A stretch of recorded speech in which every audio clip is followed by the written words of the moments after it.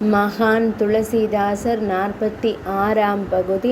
தாசரின் அடுத்த நகர்வு தேவி சீதைக்கும் அன்னை திரிஜடைக்கும் இடையே நிகழ்ந்த சம்பாஷணையை நோக்கிச் செல்கிறது.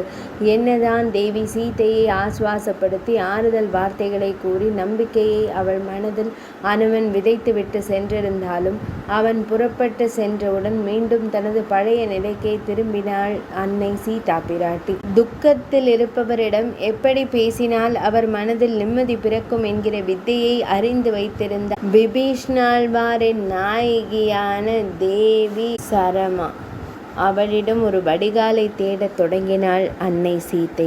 ஹே என் பிரிய சகியான சரமா தேவியே, ரகுவீரர் என்னை காப்பாற்ற சீக்கிரமே வருவார் தாமே. நான் படுகின்ற இக்கஷ்டங்களை எல்லாம் அவர் புரிந்து கொள்வார் இல்லையா?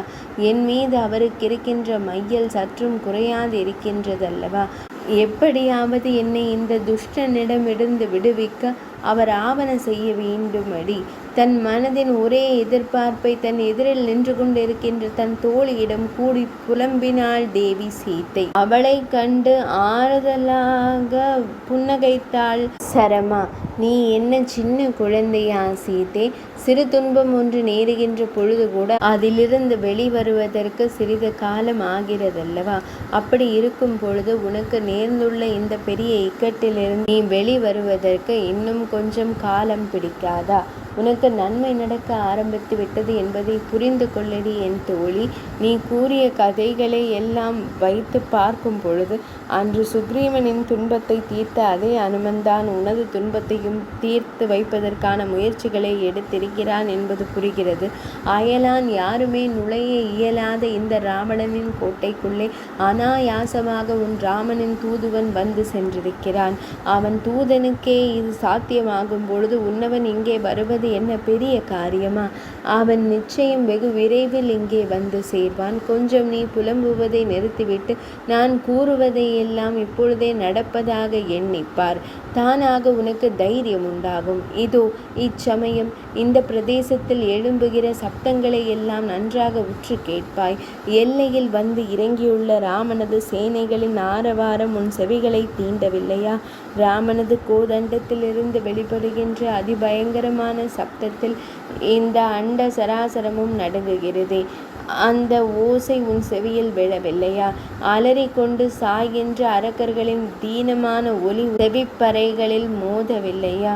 அதோ அங்கே அரக்க மகளில் எல்லோரும் தம் கணவனை பிரிந்து ஓலமிடுகிறார்களே, அது இப்பொழுது உனக்கு கேட்கிறதல்லவா? கொடுத்து வைத்தவளடி நீ ஜானகி. உன் ஒருத்திக்காக உன் கணவன் இந்த பிரதேசத்தையே பந்தாடி கொண்டிருக்கிறார். எத்தனை ஆசையடி அவனுக்கு உன்மேல்! இத்தனை தினங்களாக நீ சிந்திய ஒவ்வொரு கண்ணீர் துளிக்கும் உன் கணவர் அங்கே பதிலடி தந்து கொண்டிருக்கிறார். இனி என்ன விசாரமடி உனக்கு? தேரேறி அவனோடு ஊர் செல்ல போகிறாய். போகிற போக்கில் இந்த சரமாவின் பெயர் கூட உனக்கு மறந்துவிடப் போகிறது. யார் நீ என்று என்னை கண்டு நீ கேட்கப் போகும் நாள் வெகு தூரத்தில் இல்லை. இதோ வந்துவிட்டாரடி உன் வளைக்கரம் பற்றியவர். விழிகளை துடைத்து கொள்ளடி என் பிரிய வைதேகி. தேவி சரமாவின் வார்த்தைகள் ஒவ்வொன்றும் சீதைக்குள் இருந்த துக்கத்தை அடியோடு விரட்டி அடித்தது. அவள் வதனத்தில் இப்பொழுது வான் மீது உலாவும் எழில் மதியை நிகர்த்த பொலிவு கூடியது. தன்னை சுற்றியுள்ள அரக்கியரை பற்றி அவள் இப்பொழுது கவலை கொள்ளவில்லை. சடாரென துள்ளி எழுந்தவள் தேவி சரமாவின் கரங்களை எடுத்து தன் கண்களில் ஊற்றிக்கொண்டாள். சரமா, அமிர்தமயமான வார்த்தைகளை கூறினாயடி என் பிரிய சகியே. இப்போது என் மனதில் எந்த சஞ்சலமும் இல்லையடி தோழி. அருமருந்தாய் இப்படி வார்த்தை சொன்ன உன்னையா நான் மறப்பேன்? அது எப்படியடி சாத்தியம்? இந்த நல் வார்த்தைகளை கூறிய உனக்கு எதையேனும் தர வேண்டும் என்று என் மனம் பரபரக்கிறது. ஆனால் எதுவுமே இச்சமயம் என் கைவசம் இல்லையே. என்ன செய்வேனடி? ஒன்று செய். நான் அயோத்திக்கு செல்லும் பொழுது நீயும் என்னோடு வந்துவிடு. அங்கு சென்றதும் உன்னை சர்வாலங்கார பூஷிதையாக்கி அழகு பார்க்கிறேன்.